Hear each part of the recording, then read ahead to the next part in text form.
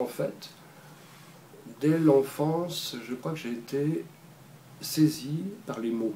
Ne serait-ce que du journal que mon grand-père me faisait lire.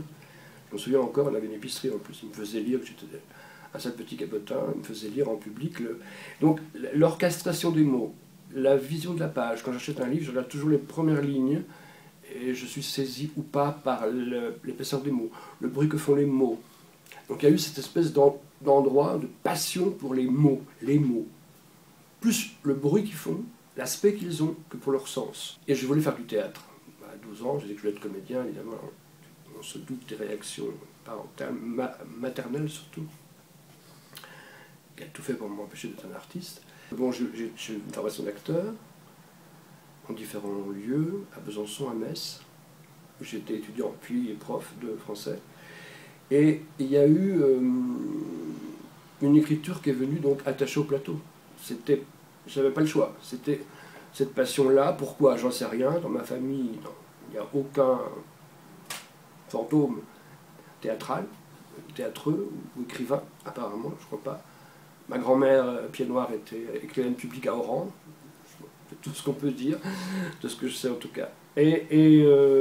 Donc, cette collaboration entre le plateau et ma table a été évidente, que c'était ensuite pour s'animer grâce à un metteur en scène, des acteurs, des voix, des corps. Et comme j'ai la chance depuis très longtemps d'écrire pour des acteurs ou des actrices très précis, comme Griega, j'ai écrit vraiment pour ces deux-là.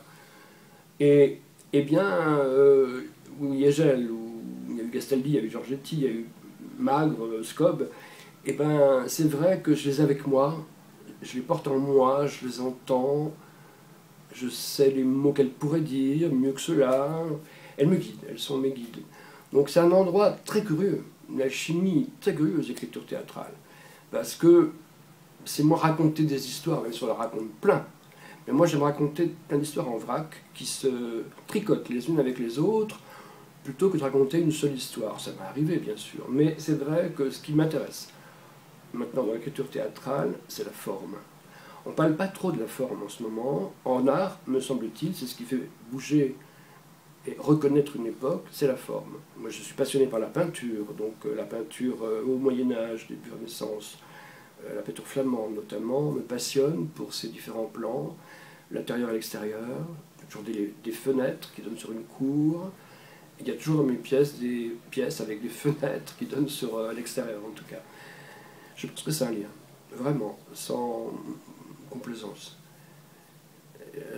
Donc il y a... C'est un peu mystérieux, cet endroit d'une évidence. On ne peut pas faire autrement que d'aller là. Donc j'y suis allé. Et puis ma foi, ça fait un moment que ça dure.